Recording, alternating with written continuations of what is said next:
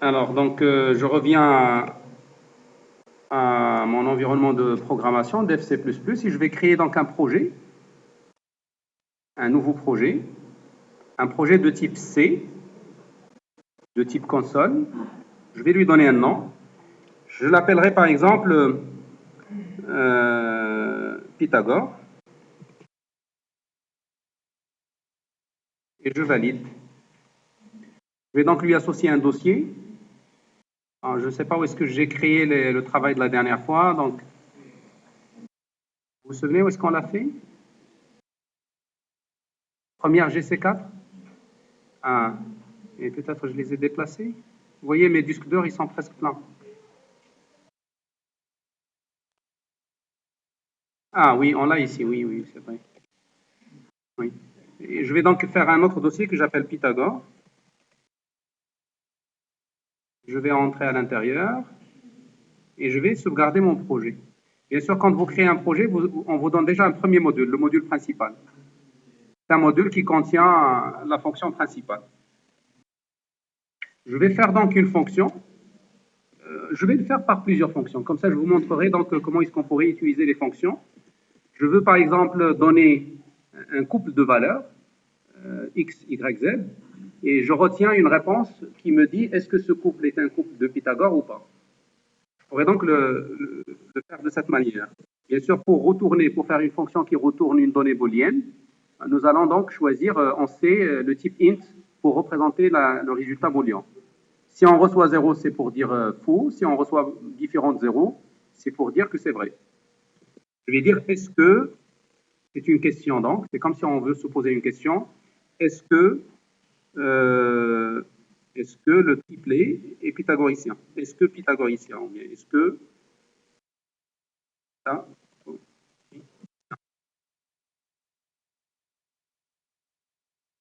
est-ce que le couplet, ou plutôt le triplet plutôt, est-ce qu'il est un triplet de Pythagore? J'ai donc à communiquer un triplet x, y, et z. Celui-là, il doit nous renvoyer la réponse en faisant juste la comparaison de x carré plus y au carré en la comparant avec z au carré. C'est donc le résultat que la fonction doit me renvoyer. Retourner, est-ce que la somme des carrés de x et y, est-ce qu'elle est égale à z au carré? Alors, donc ça, je vais m'en servir par la suite. Alors, mais pour le poser quelque part librement, là où je veux, par exemple, je veux bien le poser là. Si je le pose ici, je n'aurai plus le droit de l'appeler ici, dans main. Je n'aurai plus le droit parce qu'il est défini par la suite, ou il est défini après. Mais je pourrais bien le faire en faisant une déclaration. Regardez, je vais déclarer la fonction, ici, comme ça je place les prototypes. Et quand je déclare, je ne suis pas censé donner les noms aux paramètres. Je pourrais le faire de cette manière. Ça constitue donc ce qu'on pourrait appeler un prototype. Je vais mettre ici les prototypes. Prototype de fonction. Ici, donc, j'ai plus de contraintes à placer la fonction appelante après la fonction appelée. Je pourrais les placer dans l'ordre que je veux et j'aurai droit donc de les appeler à n'importe quel moment, mais à condition d'ajouter ce prototype tout au début. Alors, j'ai besoin d'une fonction qui, par exemple, qui affiche un triplet de Pythagore. Donc, je vais la déclarer comme un void. Je vais dire afficher triplet, n'importe quel triplet, pas forcément celui de Pythagore. Donc, je lui donne 3 entiers, il va les afficher. Je vais la définir en bas. Donc, void afficher, un triplet, int A, int B, int C. C'est donc 3 affichages que je dois faire. Bon, je vais afficher de cette manière. Je vais afficher entre parenthèses % de D. Ça? Oui. Quand on termine une déclaration, on termine par point-virgule. Mais quand on veut faire une définition, on fait suivre par des accolades. Il n'y a pas de point-virgule. C'est clair? Oui. Ça va fonctionner sans aucun problème, à la seule condition de placer la fonction qui appelle après la fonction qui est appelée. La fonction qui va appeler la fonction f, si jamais elle appelle la fonction g, il faut que g soit défini avant la fonction f. Donc, par exemple, si j'envisage, par exemple, d'afficher, je suppose que ça c'est un triplet. Je ne pourrais pas le démontrer. En tout cas, si je suppose que celui-là est un triplet, je veux bien l'afficher. Je vais écrire afficher triplet. Triplet.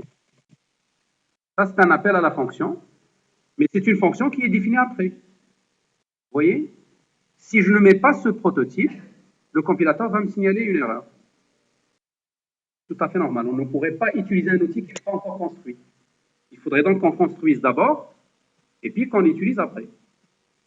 Alors, mais résoudre ce problème de chronologie ou bien de placement au niveau du modèle, pour n fonctions, pour 100 fonctions, c'est pas évident. C'est pas évident de dire qui va être écrit avant qui. Surtout quand vous avez beaucoup de fonctions. Donc l'idéal pour se débarrasser de cette contrainte, c'est que chaque fois que vous avez une fonction, vous la prototypiez. Vous faites le prototype et vous l'écrivez cette fois-ci librement dans n'importe quelle place.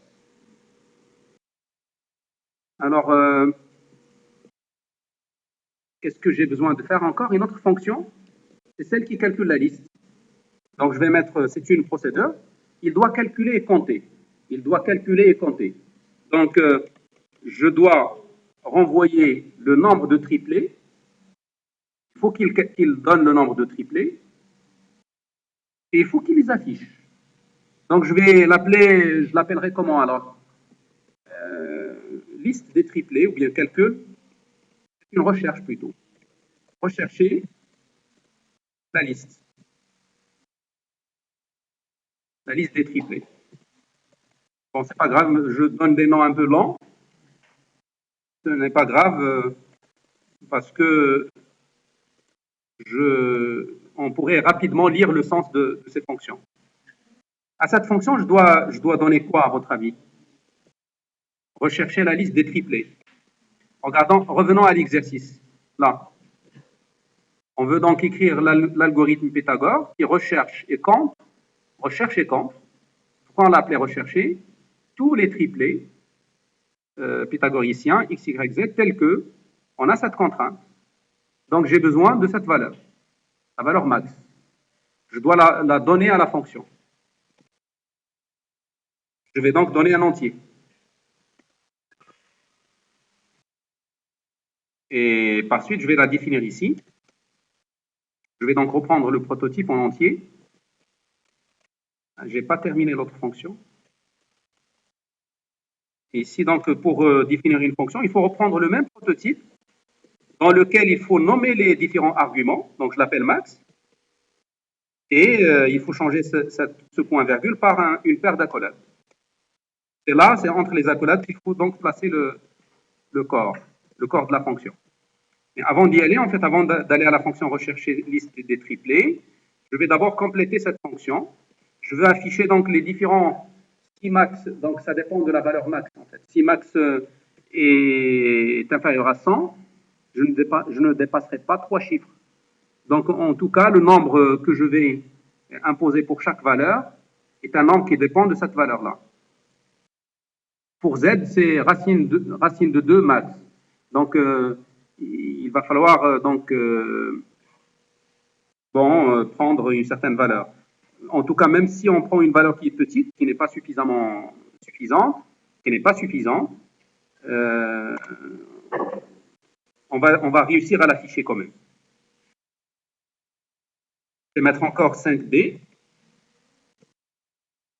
Et puis, pour le max, pour Z, je suppose qu'il peut être plus grand que X et Y, donc je vais lui donner une taille plus grande. Par exemple, je lui donnerai D, je suppose. Je reviens à la ligne. Non, J'affiche d'abord la parenthèse et ensuite je reviens à la ligne.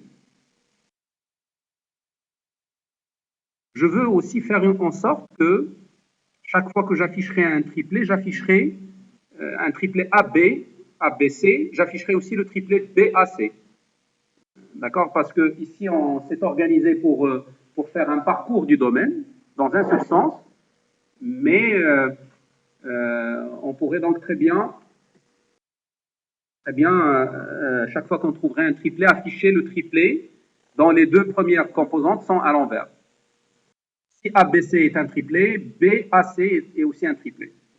Donc, je vais afficher les deux de cette manière.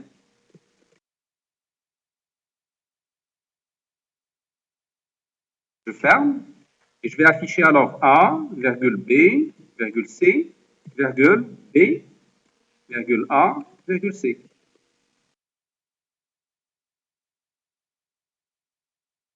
Donc, vous voyez, il y a deux triplets que je vais afficher, chacun dans une ligne. Chacun dans une ligne. Ça, c'est le deuxième triplet. Donc, j'ai 6 spécificateurs de format, 6% D. C'est pourquoi on a ici 6 valeurs à afficher. Donc, quand on appellerait cette fonction, ça va créer 2 lignes. À chaque appel, on aura 2 lignes qui vont s'afficher. Alors, allons-y vers la recherche. Bon, 0, 0, 0, donc on risque de l'afficher deux fois. Donc, pour celui-là, il faut que je le traite à part. 0, 0, 0 est bien un triplet, c'est un triplet trivial. Mais nous, on a demandé supérieur à 1. Donc, on va sauter celui-là, ça nous arrange bien. Il y a aussi le 1, 1, 1. Je ne sais pas, est-ce qu'on a dit supérieur strictement 1, 1, 1 ou égal. Donc, le 1, il est bien à l'intérieur. 1 au carré, non, non, non. Le 1, ça ne peut pas constituer un triplet. 1, 1, ça ne peut pas constituer un triplet. Donc, on n'a pas de problème, on n'a pas de cas particulier. Donc, oui, qu'il faut traiter à part. Laquelle? Celle-là? Il va retourner une donnée booléenne qui nous dit est-ce que ce triplet-là, que je vais lui communiquer, est-ce qu'elle est bien un triplet de Pythagore ou non? Oui, parce qu'on a fait une comparaison. On a comparé deux parties, deux expressions. La première expression est un entier, la deuxième expression est un autre. On est en train de les comparer. Le résultat d'une expression relationnelle, qui utilise des opérateurs relationnels, est toujours une donnée booléenne. Mais quand c'est la machine qui la calcule, il vous donnerait 0 s'il trouverait faux, il vous donnerait s'il trouverait que les deux valeurs ne sont pas égales, il vous donnerait 1 s'il trouverait qu'ils sont égales. C'est pourquoi on a donc défini le type comme étant un int. Voilà. J'ai terminé ma phrase. Alors, maintenant, la partie la plus délicate, c'est ici. C'est dans la recherche de la liste des triplets. En réalité, ce que je vais faire, je vais déclarer un X, un Y et un Z à l'intérieur. Et je vais faire donc une boucle en mettant for.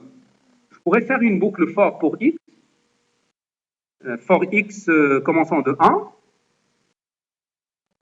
X inférieur ou égal à max. On va jusqu'à max. Et puis, en réalité, ce n'est pas la peine d'arriver à max. Donc, on pourrait bien s'arrêter bien avant. Parce qu'on ne pourrait jamais avoir un couple où X est égal à Y. X est égal à Y. On ne pourrait jamais avoir un triangle isocèle. Dans les codes sont entières, dans les 3 codes sont entières. C'est clair, donc, puisque en faisant le calcul, on trouvera un racine de 2. Donc, on ne pourrait jamais le trouver. Donc, puisque je vais faire de cette manière et je ne veux pas dépasser max, ben, ça ne sert à rien d'aller jusqu'à max. Y peut arriver à max, mais X non. C'est clair?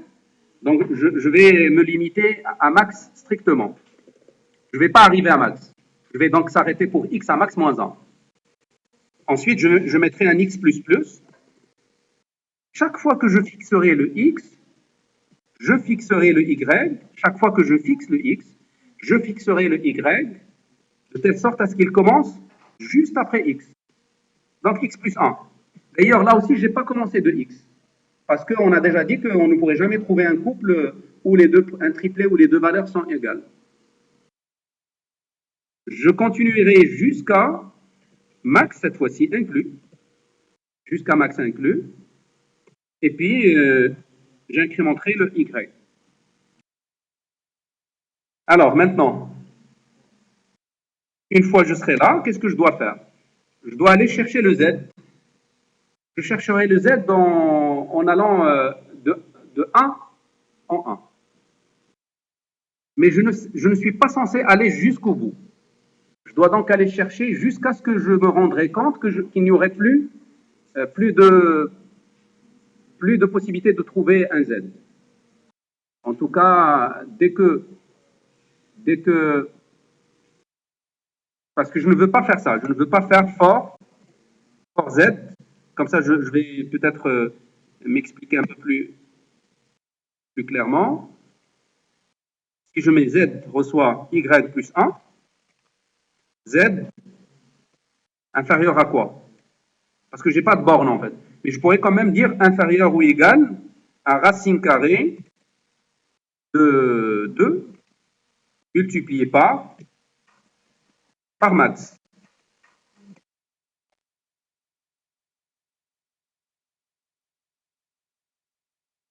Z plus plus.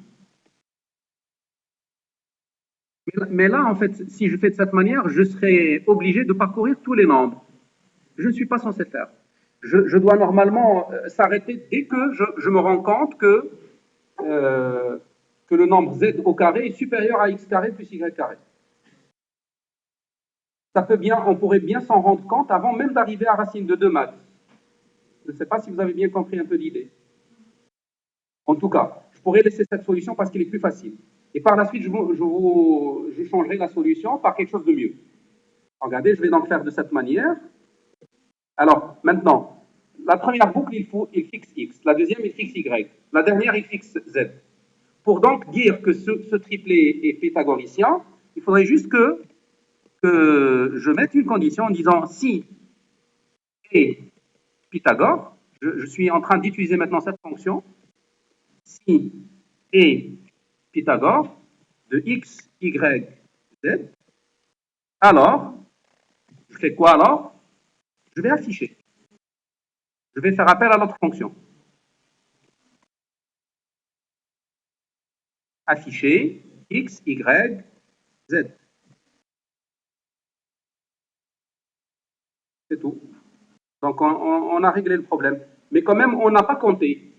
Donc, si je veux compter, il va falloir que je mette un compteur, compteur, que je vais initialiser à 0. Et chaque fois que cette condition est vraie, chaque fois que je vais ajouter quoi? Combien je vais ajouter? Quand plus égal à 2. J'ajouterai 2. Pourquoi? Parce que je raisonne par perte de triplé. Chaque fois que je trouve 1, je trouve aussi l'autre en inversant le A et le B. En tout cas, pour répondre à l'exercice, on n'est pas censé faire ça. Parce que l'exercice, il est clair. En fait, il demande d'afficher tous les triplés tels que x est inférieur à y est inférieur à z. Or, en inversant, je ne respecte plus cette condition. Donc, si je veux respecter la condition, normalement, je dois faire un seul affichage et je dois aussi incrémenter le compteur par un seulement. Moi, je veux afficher tous les triplés. Sans cette condition, x inférieur à z, x inférieur à y. Donc, j'ai changé légèrement la solution. Ça ne répond pas exactement à ce qui est demandé dans l'exercice. C'est impossible. On ne pourrait pas avoir x égale à y. X et y sont des entiers. Quand vous calculez la racine carrée, le premier au carré plus le deuxième au carré, ça vous donnerait 2x au carré. Bon, ça ne lui correspond pas de z entier tel que z au carré égale. Vous avez trouvé racine de 2 fois x. Racine de 2 fois x n'est pas un entier. Alors, donc ici, j'ai fait des accolades pour le if.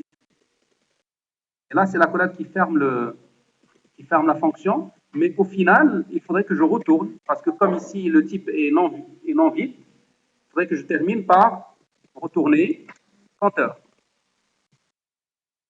Et donc, dans la fonction principale maintenant, qu'est-ce que je dois bien placer?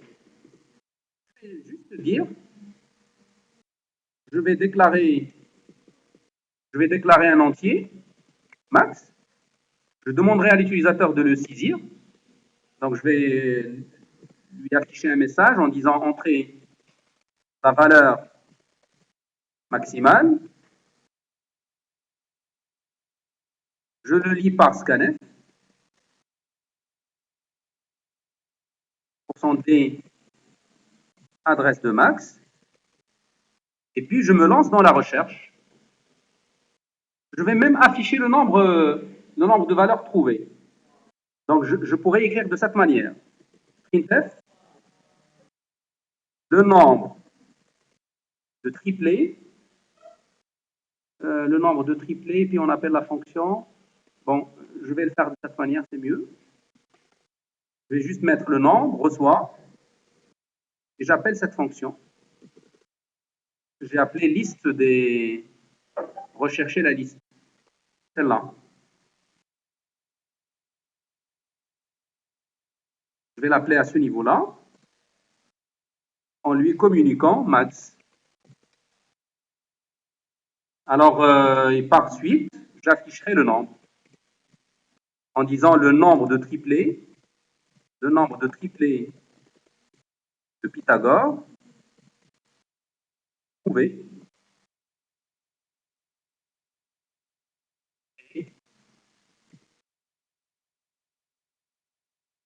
%d, je reviens à la ligne, et NB. Bon, ici, comme vous pouvez bien le constater, on a déjà inséré système pause pour faire un arrêt. Il ne me reste qu'à déclarer NB de cette manière. Voilà donc une solution à cet exercice. On l'a fait en créant trois fonctions.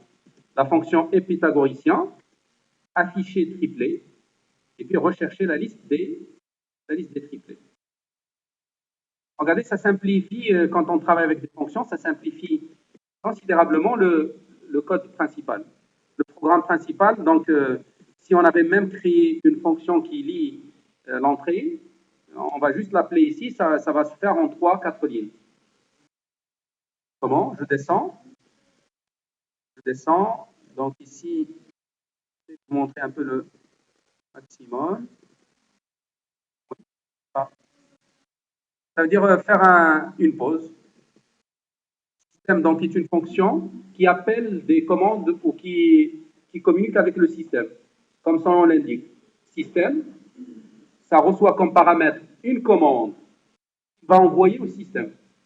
Et quand vous dites au système pause, il observe une pause, il observe un arrêt. Regardez, en fait, je vous le montrerai ici. Je lance la console. C'est nécessaire pour permettre à l'utilisateur d'observer les résultats. C'est clair? Parce que comme il y a des résultats affichés, on n'imaginerait jamais un programme qui n'affiche rien, qui n'affiche pas de résultats. Donc, pour permettre à l'utilisateur d'observer les résultats, il va falloir imposer un arrêt. C'est un arrêt qu'on impose en mettant pause. Ici, regarde. Si je tape pause, là, je suis en train de communiquer avec le système à travers cette console. Donc, si je mets pause et je valide, regardez, il n'y a pas de retour. Il y a un arrêt. Le système, il est en attente. Il attend que je rentre ou que j'appuie sur une touche. D'ailleurs, il m'affiche le signal, appuyer sur une touche pour continuer. Donc, le système, il ne me donne plus la main jusqu'à ce que j'appuie sur entrée ou sur une touche n'importe laquelle. Et c'est là où le système revient. Ça, c'est ce qu'on appelle l'invite de commande. L'invite de commande. Donc, quand vous voyez ça, ça veut dire que le système, il est à votre disposition. Il vous dit quelles sont vos commandes suivantes. C'est clair? Donc, si on veut exécuter n'importe quelle commande, à partir d'un programme C, il suffit juste de la mettre dans la fonction système. Système, entre parenthèses, le nom de la commande. N'importe lequel. N'importe laquelle. Et si vous voulez avoir toutes les commandes, tapez uniquement ici help et on vous donnera la liste exhaustive des commandes. Tout ça, c'est les commandes que le système pourrait bien recevoir de vous.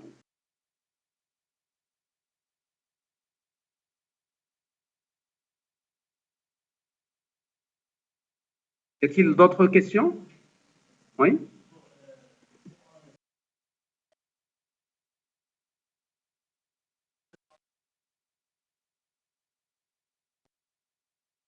Et on déclare quoi? Mhm. Excusez-moi, en fait, je suis un monotage, donc je n'ai pas pu faire deux choses à la fois. Répète, s'il vous plaît, je suis désolé.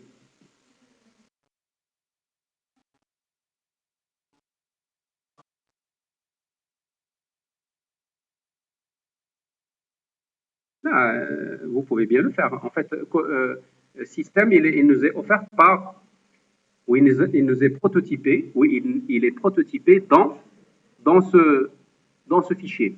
Et juste pour corriger, en fait, ne dites jamais bibliothèque. Ce n'est pas une bibliothèque, celle-là. C'est uniquement la description d'une bibliothèque. C'est le fichier en tête. C'est le fichier header. C'est .h.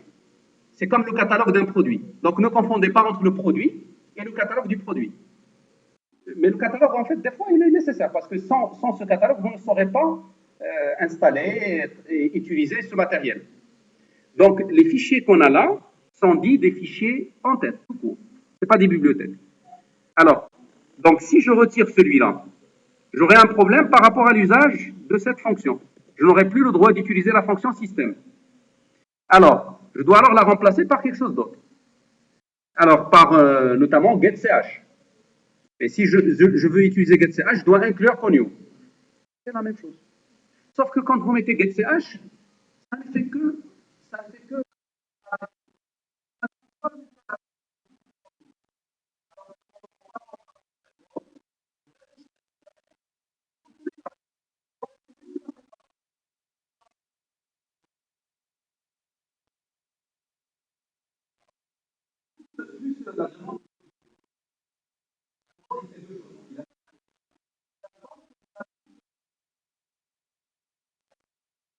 mieux de passer par système pause.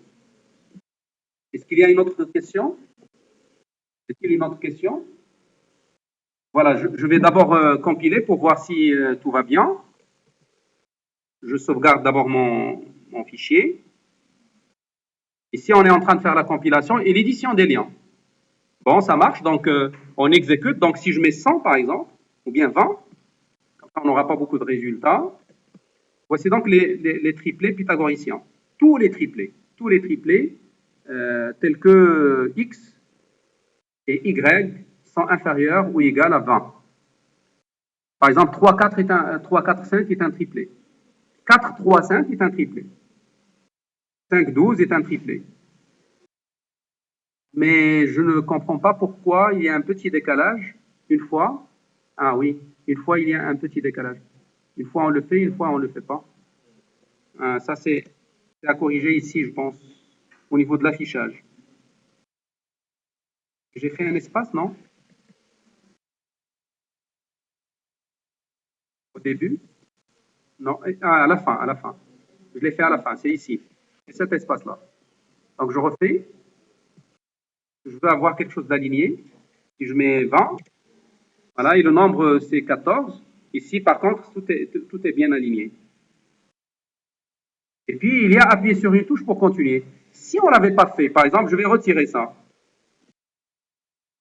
J'exécute. Bon, on donne 20. On n'a même pas eu le temps d'observer le résultat. Ce qui est mauvais, bien sûr. Donc, il faudrait le laisser. Je vais donc refaire l'exécution. Je vais donner maintenant une valeur un peu plus grande. Voilà, donc ici, on a calculé 126 triplés.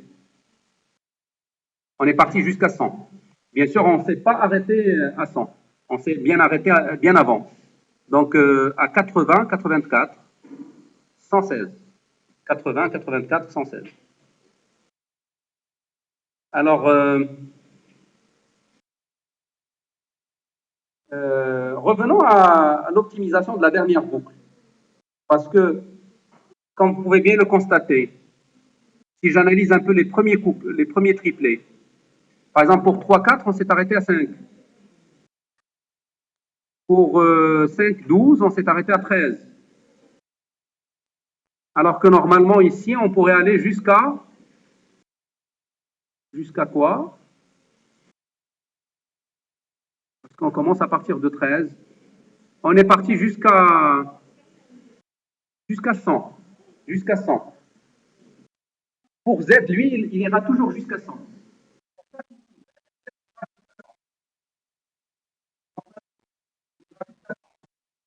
En fait, regardez pour on a 3 cas, on a trouvé les tout près. C'est ça. Donc, ça nous sert absolument rien d'aller vers 6, vers 7, vers 8. Or, la façon par laquelle j'ai programmé,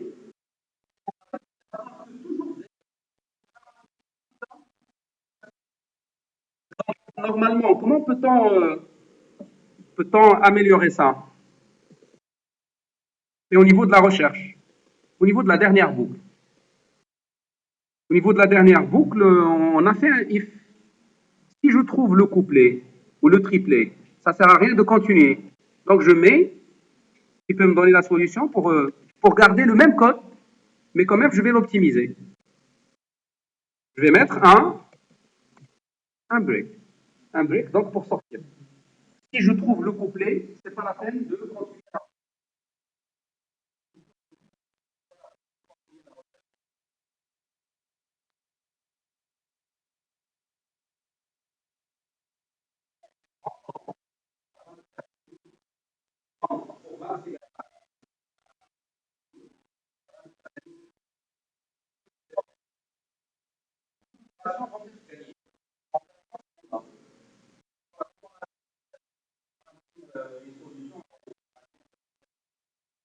Si vous avez des questions,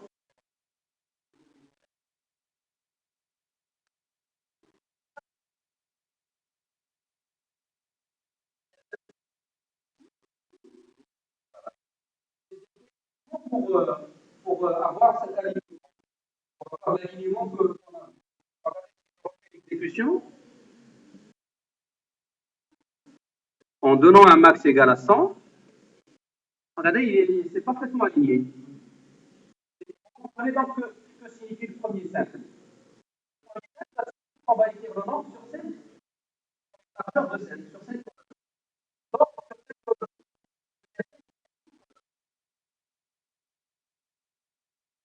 si on les avait pas mis, on écrit sur un nombre donné.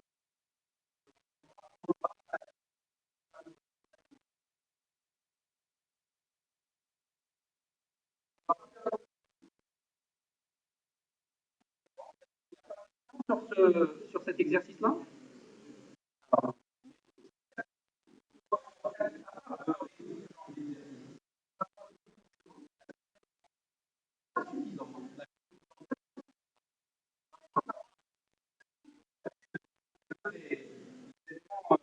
Les données du problème.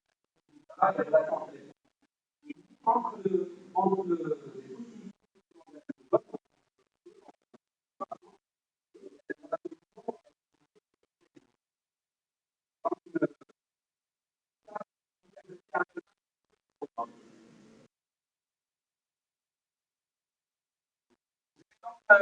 passer maintenant à un autre exercice. Oui, oui, oui. Il est là.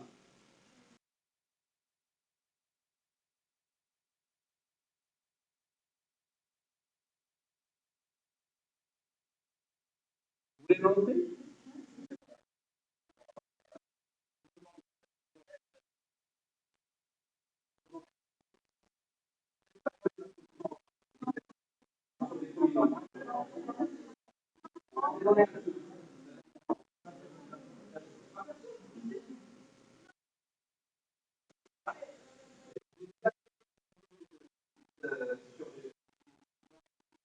Voilà, je mets des notations. Donc, il faut aller là-bas. Il faut aller là-bas.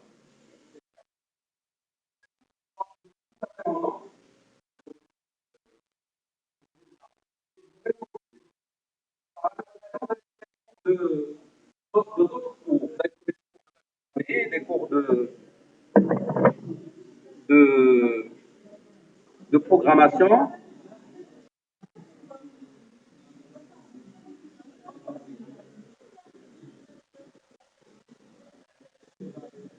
Mais je vous donnerai les fichiers numériques. Je vous donnerai ces fichiers.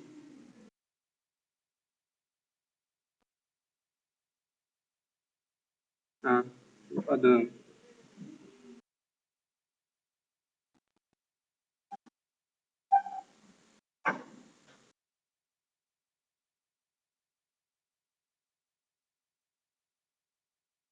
Je dois donc arrêter l'enregistrement parce que j'ai déjà terminé donc cet exercice, donc je l'arrête.